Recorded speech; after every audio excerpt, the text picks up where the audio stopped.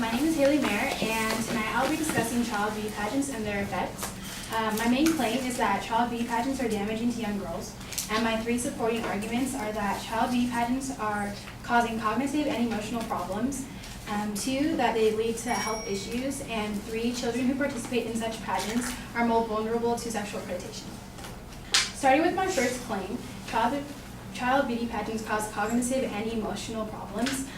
The emotional toll and scrutiny that beauty pageants involve is not something that everyone can deal with, and especially for young girls too, because it's already difficult to be judged in yourself. So for fragile individuals, when you're expecting them to take their criticism, when young adults also can't even take that criticism. And then also, Martina M. Cartwright, author of the Journal of American Academy of Child, Adolescent, and Psychiatry, discusses in several articles the future outcomes of child beauty pageants participants. And according to our statistics in 2006, 40% of children that participate in child beauty pageants have problems psychologically, and the remaining 60% are unhappy during the pageant themselves. And in 2007, she went on to come to another conclusion through a study that women who have participated in beauty pageants were unhappy with their bodies, and also had an unhealthy obsession, unlike women that had not participated. These pageants are specifically designed for younger children, having a panel of judges focus on appearance, attire, and perceived cuteness. And one might argue that in these pageants, judges aren't only looking for beauty, but they are searching for talents and skills and abilities. But this could be argued because talent portions are not in all pageants, and nor are they required. So they're considered to be a secondary component of the experience and from the scoring. Because of this, pageants suggest that contestants' appearance is key and to flaunt themselves in order to succeed. Moving on to my second point, not only is low self-esteem a major negative effect of beauty pageants, but so are eating disorders and low self-esteem. In our society, over 15% of women have eating disorders, and Miss America from 2008 is a recovering anorexic herself.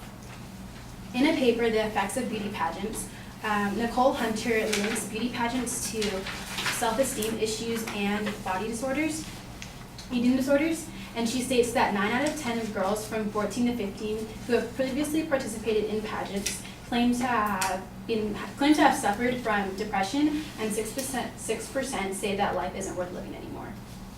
And then another physical health issue that comes from pageants actually comes from the use of hairspray. One of the most widely used products in child pageantry is hairspray, which contains phosphates, plasticizers that also act as hormone disruptors. And for adult beauty contestants, this is no problem, but for a growing young child, a lot of these excessive chemicals and exposures have been linked to stunt growth and even cause lung cancer. And regularly inhaling hairspray from aerosols can be potentially lead to fibromatosis, which is a lung condition in which the walls around your lungs get thicker. And so it's not to say that hairspray isn't just okay for our daily use, but for young girls who are trying to develop and grow their bodies, you can't have excessive amounts periodically throughout the day, which they do in their pageants. And then finally, my last point is that children who participate in such pageants are more vulnerable to sexual predation. And this is because the normal standards of beauty pageants, they have no guidelines or set laws. So at the end of the day, anyone that would want to hold a pageant can do so. So for example, in the most extreme measure, a pedophile, they have the right to hold their own pageant and advertise and promote it. So it ultimately becomes the responsibility of the parents to ensure that their child is participating in a safe and secure environment. And then even with safety precautions, these unnecessary attention is drawn to these young girls while they're on stage, and the coverage that they get from these events from the media is also harming to them. And one example is the John Bennett Ramsey case, which was when a 6-year-old was brutally murdered in 1996.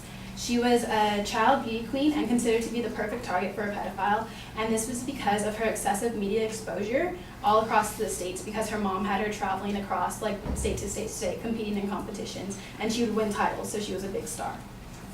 And then a less dramatic example would be TLC's original show, Toddlers and Tiaras, in which a camera crew followed around, say, 2 to 3 girls per episode and their experience as they prepare and perform in their pageantry. And although it may seem harmless, but the show is broadcasting these young girls for all the world to see, even with those of ill intentions. And for these reasons is why I stand by my claim that child beauty pageants are damaging young girls because of all the exposure.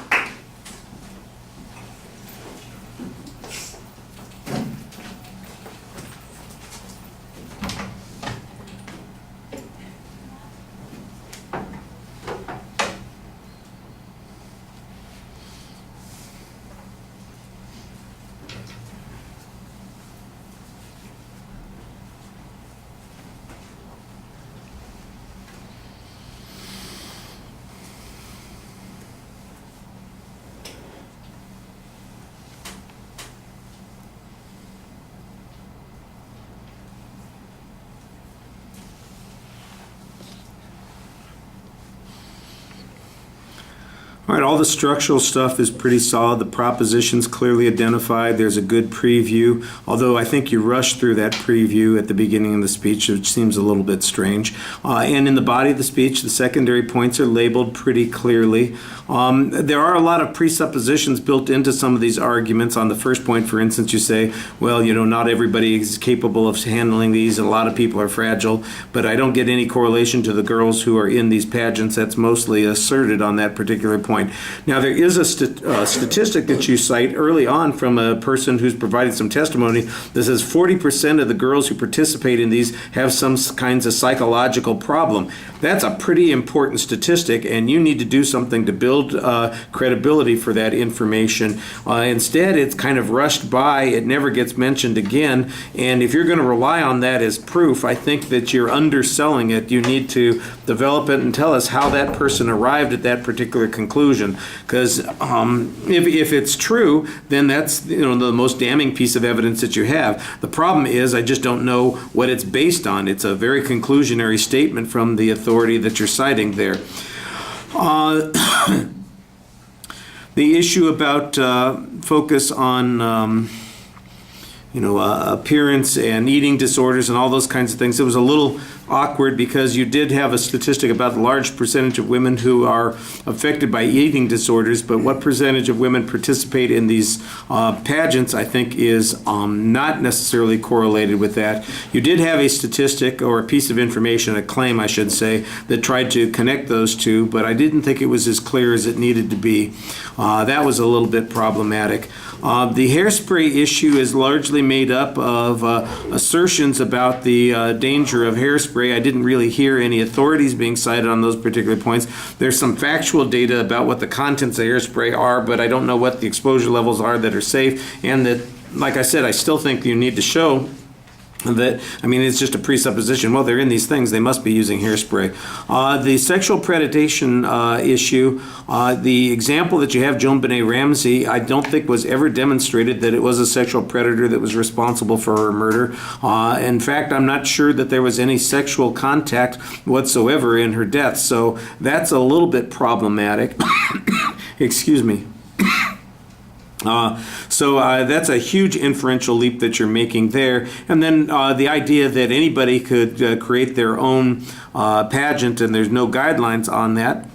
So have you got an example of some sexual predator who has set up their own pageant and created their own rules and had the kids do things that were gratifying to that particular person?